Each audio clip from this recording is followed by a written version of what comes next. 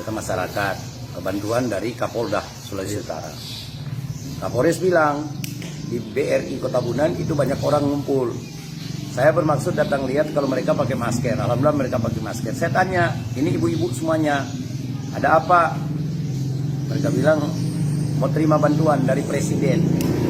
Saya tanya, yang UMKM ya? Oh iya, 2.400.000. Nah, berapa banyak? Sekitar 125 orang. Siapa yang ngusul? Nah, ini yang finance, yang Estadana, kebetulan berdampingan langsung dengan BRI. Saya bilang, kenapa dia yang ngusulin? Oh iya Pak. Nah, datanglah orang koperasi 3 orang. Saya tanya bagaimana mekanismenya. Dia bilang, ini nasabah kita semuanya Pak. Mereka ini kita pinjamkan uang, baru kita usulkan ke Kementerian Koperasi dan UMKM. Saya tanya ke nasabah-nasabah itu, ibu-ibu, bagaimana cara pinjamannya? Jadi ada beberapa langsung kasih contoh. Kami pinjam 3.400.000. Nah, kemudian yang kami terima cuma 2.700.000. 700 jadi simpanan, tetap ada di Estadana. Dan mereka bantu kita urus untuk dapat bantuan dari presiden yang 2.400.000. Nah, kewajibannya bagaimana di Estadana? Dibayarkan pengembaliannya dari uang 2.700.000 itu, dari pinjaman 3.400.000 yang dipotong 700 sebagai simpanan. Kewajiban para nasabah itu setiap minggu mengembalikan 250.000 selama 25 bulan. 25 bulan itu 6 bulan 1 minggu. Berarti yang dikembalikan total 6.250.000. Wah, saya kaget. Berarti uang bantuan presiden untuk menghidupkan ekonomi kecil dan menengah oleh rakyat-rakyat ini yang kena dampak, uang itu tidak cukup menutupi bunga dari pinjaman dari yang diberikan Estadana. Pertanyaannya, kenapa niat presiden yang begitu bagus untuk membantu rakyat, kenapa Menteri Koperasi dan UMKM sebagai pelaksana teknis tidak mempercayakan kepada pemerintah atau BUMN agar tidak ada potongan atau pembayaran bunga? Kalau di macam Estadana ini, mereka awali dengan pinjamkan dulu uangnya dengan bunga selama 6 bulan 1 minggu itu kurang lebih 131%. Ini akan bikin celaka ini orang-orang ibu-ibu susah ini karena ketidaktahuan dia, dan dia terjepit dengan masalah modal. Dia iya-iya saja.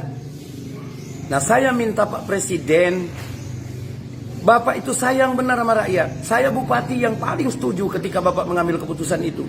Gelontorkan sekian triliun untuk menghidupkan ekonomi lewat UMKM. Karena UMKM itu menampung kurang lebih 90-90% tenaga kerja. Ini satu cara yang bagus. Tapi pelaksana teknis presiden, yaitu kementerian, justru tidak melihat dampaknya. Ini kesekian kali para menteri melakukan kesalahan. Terus apa gunanya kita sebagai bupati, wali kota dan gubernur, sebagai perpanjangan tangan daripada pemerintah pusat, perpanjangan tangan dari presiden? Kami ini kan melaksanakan tugas konkuren. Apakah mereka itu yang di Estadana sebagai finance dengan suku bunga yang tinggi lebih tahu dan lebih sayang rakyat daripada kami? Ini kesalahan fatal untuk kesekian kalinya beberapa menteri yang kadang-kadang membuat satu kebijakan tanpa melihat dampaknya. Jadi sekali lagi saya menghimbau kepada presiden untuk panggil lagi menteri, hentikan itu nama-nama yang diusulkan oleh usaha-usaha finance seperti Estadana dan sebagainya, koperasi-koperasi simpan pinjam dengan bunga yang tinggi, karena mereka siasati dengan berikan pinjaman dulu. Karena kan itu nanti mereka usulkan nama-nama itu sekitar 120-an orang. Saya kaget tadi ini, tepatnya Senin tanggal 21 Desember. Saya tadi sempat marah sama orang koperasi karena dia datang 3 orang bilang, oh kita tidak paksa rakyat Pak, kita malahan bantu, pinjamkan dulu. Saya tidak mau tahu dengan usahamu. Yang saya mau lindungi adalah rakyat saya yang mereka terjepit dengan modal. kebutuhan modal dan mereka tidak paham bahwa ini justru akan menyusahkan dia. Bayangkan saja dari pinjaman yang 3.400.000 yang dia pegang untuk dia usahakan itu, untuk modal usahanya cuma 2.700.000 dan kemudian dia wajib mengembalikan 250.000 per minggu selama 25 minggu. Berarti total dia kembalikan dari modal usaha yang 2.700.000 itu 6.250.000. Selisihnya 3.550.000. Itu 131%. Ini mau hidup bagaimana? Berarti uang yang dia terima dari presiden, kasih sayang presiden, yang niat tulus presiden itu tidak cukup menutupi bunga dari pihak finance ini. Makanya saya minta presiden koreksi lagi kebijakan menteri ini. Langsung aja kepada pemerintah daerah. Nanti kita yang lakukan pendataan terhadap usaha-usaha kecil terutama ibu-ibu. Kita kan yang punya rakyat, kita yang tahu kok. Saya heran para menteri ini selalu melangkahi bupati wali kota sebagai perpanjangan tangan pemerintah pusat. Ini kesalahan kesekian kalinya dari para menteri. Makanya kan saya banyak mengoreksi. Karena ini kepentingan negara ini punya kita bersama. Makanya saya selalu bilang, belum tentu orang jadi menteri itu lebih paham tentang persoalan di daerah. Kita di daerah yang lebih tahu. Jangan terlalu mengeneralisir bahwa seakan-akan para bupati, wali kota, dan gubernur itu semuanya orang-orang jorok, orang-orang pencuri. Enggak lah, kita juga sayang rakyat kita. Saya akan berakhir masa jabatan di 17 Februari 2021. Tapi sepanjang itu masih ada di saya, masih saya yang sematkan bupati, saya tidak akan biarkan rakyat saya menderita. Karena kelemahannya, karena ketidaktahuannya. Dia nggak tahu. Tadi semuanya bilang, iya memang betul yang berat sekali kita orang kembalikan, tapi apa boleh buat? Orang butuh modal cepat.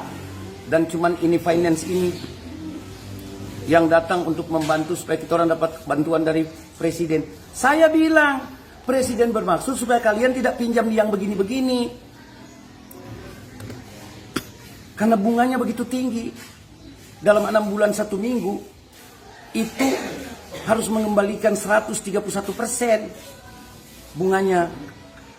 Kur saja cuma 0,9% di bank-bank pemerintah dan bank yang ditunjuk. Asli rakyat kesulitan untuk mengembalikan pinjaman pokok dan bunga. Apalagi dengan begini. Sekali lagi saya minta presiden, mohon maaf, saya mengagumi Pak Presiden, langkah pikir daripada Pak Presiden mencintai rakyat Indonesia yang dalam kesulitan akibat COVID-19. Jangan nanti ini Bapak mendapatkan laporan-laporan yang baik. Ini contoh, salah satu contoh di Bolak Mongondo Timur. Saya tadi tidak sengaja sebenarnya kebetulan diajak Kapolres ke situ melihat orang yang pakai masker. Setelah ditanya ternyata menerima bantuan, tapi diurus, difasilitasi oleh finance yang namanya Estadana itu, yang sudah duluan meminjamkan uang ke rakyat dengan bunga yang tinggi. Jadi itu yang bikin saya naik pitam nih. Sampai sore ini saya masih marah sekali itu. Saya tidak mau tinggalkan rakyat saya sebentar. Mereka itu menangis karena terlilit hutang. Tugas kita bagaimana menjadikan rakyat bahagia, bukan harus kaya. Bagaimana rakyat bahagia? Rakyat bahagia itu bukan kaya, tapi dia mampu untuk menyelesaikan permasalahannya hari ini, dan dia mampu untuk memenuhi kebutuhannya hari ini. Karena tidak ada satu kepala pemerintahan dari zaman Nabi Adam sampai sekarang yang mampu membuat rakyatnya semuanya kaya. Tapi yang kita bisa upayakan membuat rakyat kita bahagia. Dan saya melihat itu yang diinginkan oleh Pak Jokowi. Jangan nanti keinginan Pak Jokowi itu disalah artikulasikan oleh para kabinetnya. Yang akhirnya uangnya nyasar, tidak ada manfaat buat rakyat. Itu dari saya.